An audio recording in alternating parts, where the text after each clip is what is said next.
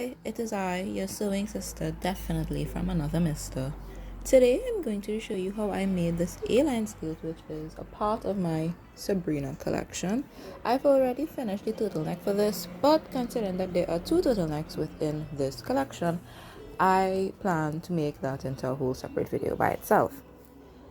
I started making a pattern from another A-line skirt that I had, but is slightly too small for me thanks to this virus and my inability to stop eating all of the snacks.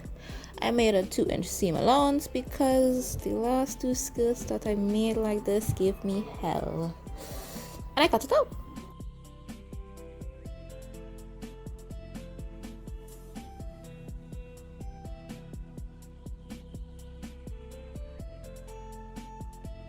I got this fabric from Eufy's.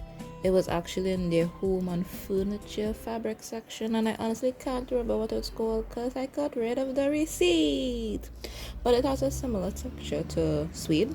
So here I am cutting out our fabric. I actually divided one of the pieces into two so that there would be 3 pieces for the skirt and 3 pieces for the waistband. I decided that I wanted to use interfacing, which I later regretted because it ended up too stiff for my liking. Learn from my mistakes. Unless you're looking for a specific shape and stiffness to your garments, interfacing is not a necessity, give or take. I did keep it for the waistband though.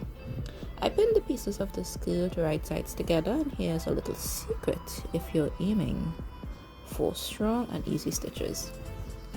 Twin needles are your friends. They also make hems look really professional, and so that's just a bonus.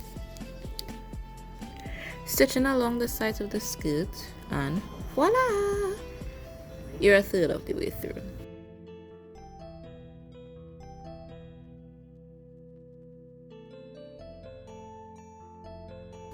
Now I attach the waistband by folding it in half, wrong sides together.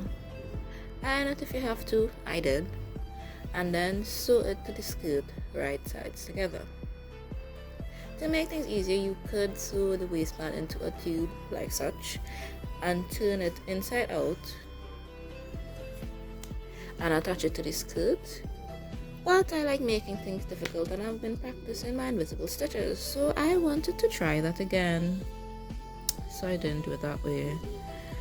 I took the folded half and invisible stitched it to the interfacing. An invisible stitch is basically where you take the needle and you poke it through the other half of the fabric, but grab onto maybe like 1 or 2 threads of it and attach it as such.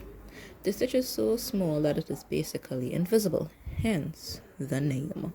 I finished off the hem with our trusty twin needle and came back to what gave me hell: zippers. I can admit, we have a love-hate relationship. Sometimes it works, most of the time it doesn't.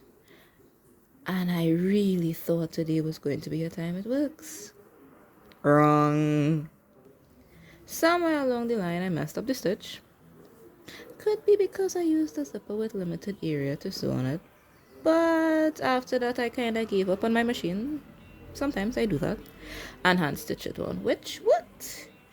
I used a simple straight stitch to attach it, and I must say, I didn't do that bad of a job, coming from a person who couldn't hand stitch in a straight line to save her life at one point in time.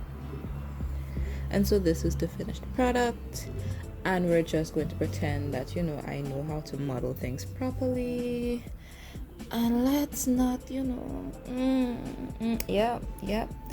pose, yeah.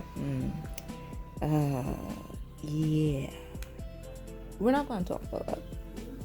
I'm actually wearing the turtleneck with the skirt, which you will see in the next video.